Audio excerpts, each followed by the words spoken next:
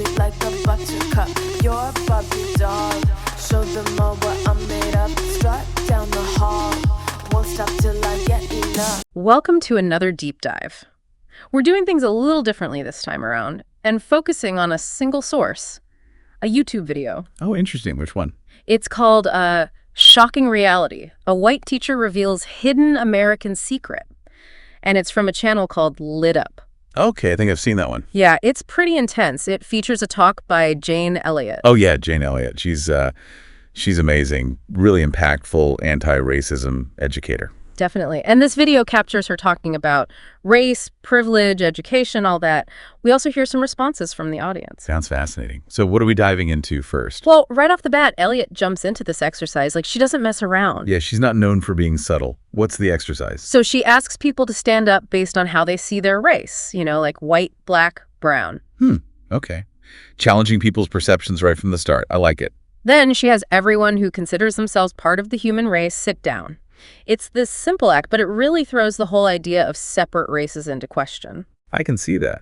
So does everyone end up sitting down? Yeah, they do.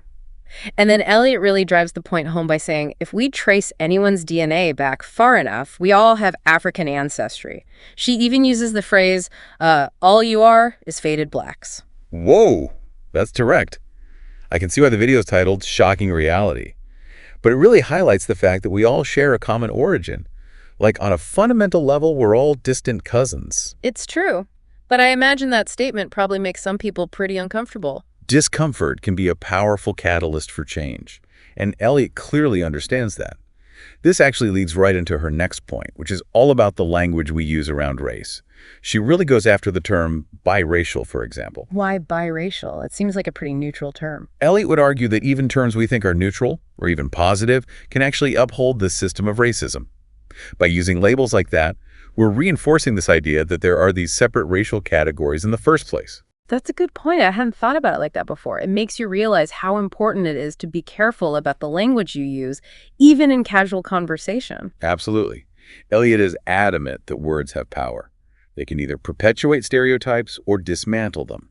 So we have to be mindful of the language we choose and actively challenge any terms that reinforce these racial categories. Okay, so we need to be aware of the language we use. But what about the messages we're receiving? Elliott also has some strong opinions about the American education system.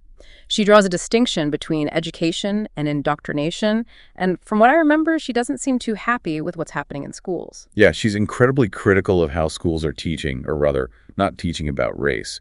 She believes the system is failing to really educate students about the realities of racism and is instead perpetuating ignorance.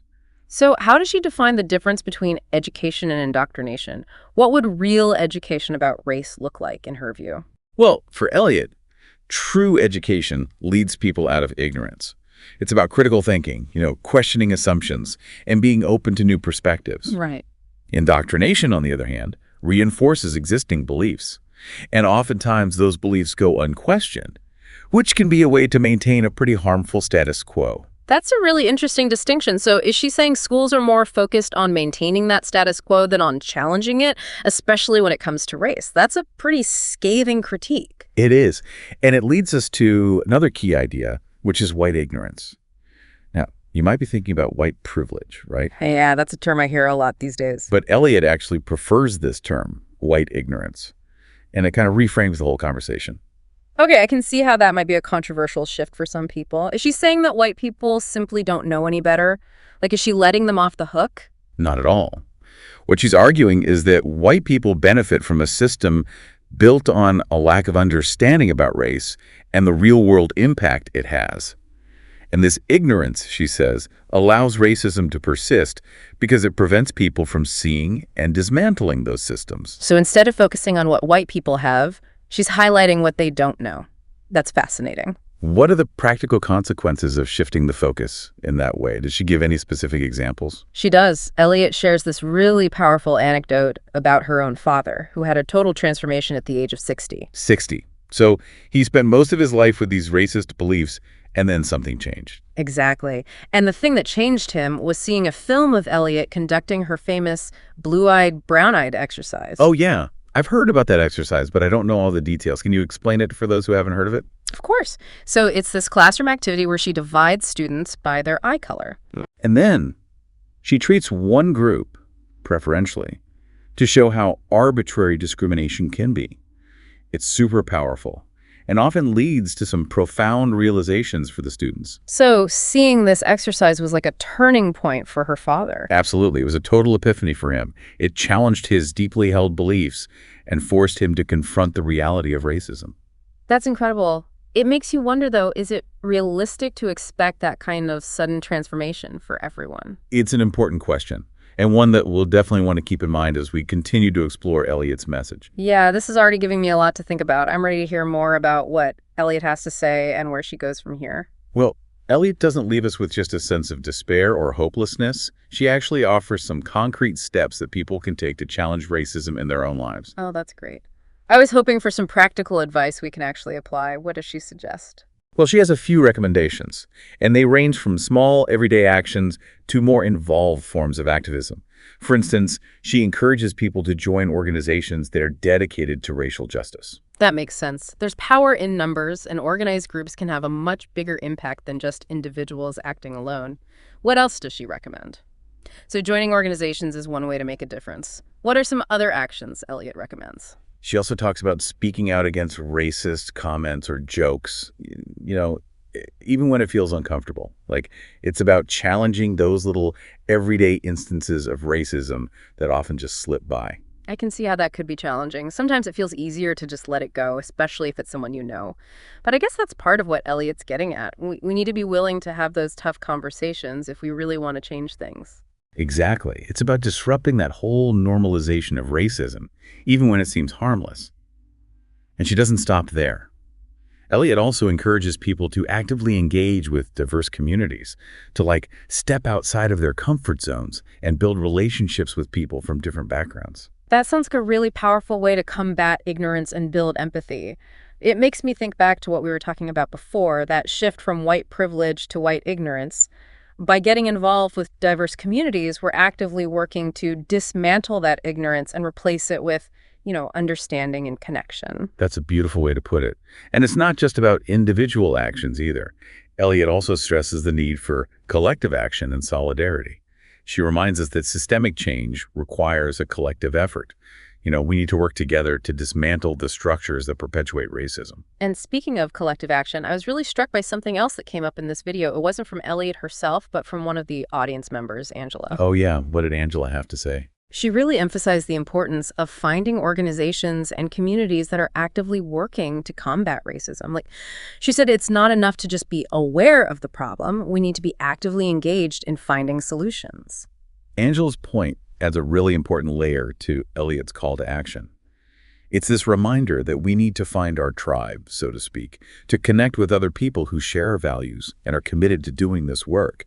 Those organizations and communities can provide support, resources, and a sense of solidarity, which can be so crucial when tackling a problem as huge as racism. Yeah, that makes sense. This work can be emotionally draining, and it's easy to feel overwhelmed or discouraged. So having a community to lean on, to share strategies and experiences with, can make all the difference. Totally. And it helps keep us accountable to our goals. We can learn from each other's experiences. There's so much wisdom and knowledge within these movements. We don't have to reinvent the wheel. We can draw inspiration and guidance from those who've been doing this work for generations. That's such an important reminder. We're all part of this larger legacy of resistance and resilience. So to recap, Elliott is urging us to acknowledge our own ignorance, to examine our own biases, and to take concrete action to dismantle racism. She's emphasizing the need for collective action and solidarity, reminding us that we can't do this work alone. But she doesn't stop there, does she? You're right. She had a lot more to say. Remember, the video title itself mentions this hidden American secret, right? And this is where things get even more thought-provoking. Elliott points out a demographic reality that I think a lot of people might not be fully aware of. She talks about the fact that within a few decades, white people will no longer be the numerical majority in the U.S. That's a huge shift. I can see how that could have major implications for how race relations play out in this country. What was Elliott's message to white people, given this demographic change? It was a direct challenge, and I found it really compelling. She basically said that if white people want to live in a just and equitable society, they need to start working to dismantle racism now, because in a few decades, they won't be in the majority anymore. And if history is any indication, they might not like what happens if they haven't done the work to create a more inclusive and just society. It's a powerful message. It's almost like she's saying, look, the future is coming and it's going to look different. You have a choice. Yeah. You can either be a part of shaping that future in a positive way, or you can resist it and risk being left behind. It's a choice that I think all of us have to grapple with, no matter our race or ethnicity. The fight for racial justice is a fight for everyone's liberation. And the sooner we realize that, the better off we'll all be. But there's one more piece to this whole puzzle. Remember, this video also featured responses from other people in the audience, and there's a point from a third speaker that I think ties everything together beautifully. Okay, I'm intrigued. Tell me more about what this third speaker had to say. Okay, I'm really curious to hear what this third speaker brought to the discussion. It sounds like they might have offered a different perspective on everything we've been talking about with Elliott and Angela. What was their main point? Well, this speaker brought up the idea of unity, like how we need to move beyond seeing ourselves as these separate groups with separate struggles. They said our struggles are all intertwined. Like, we need to recognize that our liberation is bound together. So instead of focusing solely on racial justice, this speaker is urging us to consider how racism intersects with other forms of oppression, like sexism or homophobia or economic inequality. Exactly. And to make this point even more concrete, they specifically called on Black people to support the immigrant rights movement. They were highlighting, how it's racist to equate citizenship with documentation. Wow, that's powerful. It challenges us to really broaden our understanding of justice, to recognize the shared humanity that connects us all. We can't afford to be siloed in our struggles. We need to be supporting each other's movements and recognize that dismantling any form of oppression benefits everyone. I think this perspective adds a really important layer to Elliott's call to action. It's not just about white people changing their behavior. It's about all of us coming together to dismantle the systems that create injustice in all its forms. It's a lot to take in, but it feels like a more complete picture of what it truly means to work towards a just and equitable society. It's not about achieving individual wokeness, but rather about collective liberation. That's a great way to put it. And as we wrap up our deep dive into this video, I think it's so important to remember that Elliott's work and the perspectives shared by Angela and this third speaker give us a roadmap for how to get there. A roadmap to collective liberation. I like that. So what are the key points on that map? What can we do? Well, it starts with a willingness to look at our own biases, to examine the ways we might be contributing to systems of oppression, even unintentionally. We need to educate ourselves and be open to learning from others, especially those whose experiences are different from our own. And we need to find ways to take action in our own communities. Right. Whether that's speaking out against injustice, supporting organizations doing the work, or even just having those tough conversations with friends and family. This deep dive has been a powerful reminder that change doesn't happen overnight. Like, Elliott's story about her father really shows that. It takes time and effort and a willingness to keep learning and growing. And I think, most importantly, we have to remember that this work isn't about feeling good or patting ourselves on the back. It's about creating a world where everyone has a real chance to thrive, no matter their race, ethnicity, gender, sexual orientation, or any other arbitrary label. Well, this has been an incredibly insightful journey into Jane Elliott's work and the complex topic of racial justice. What stands out to you most from everything we've discussed? For me, it's the interconnectedness of it all. We can't address racism without addressing other forms of oppression. It's all connected, and our liberation is bound together. I completely agree. And Elliott's message, along with the perspectives from Angela and that third speaker, have given me a renewed sense of urgency and purpose. This isn't just about theoretical concepts. It's about real people's lives. Exactly. So as we wrap up, I want to leave our listeners with this one thought. What concrete steps can you take this week to challenge injustice and contribute to a more just and equitable world? It could be something small, like educating yourself about a different culture, or having a courageous conversation with someone who holds prejudiced views. Or it could be something bigger, like joining an organization or volunteering your time to a cause you care about. The important thing is to take action, however small it may seem. Because as Jane Elliott and everyone in that video remind us, we all have a role to play in creating a better world. What will your role be? Sound the alarm. I'm coming up.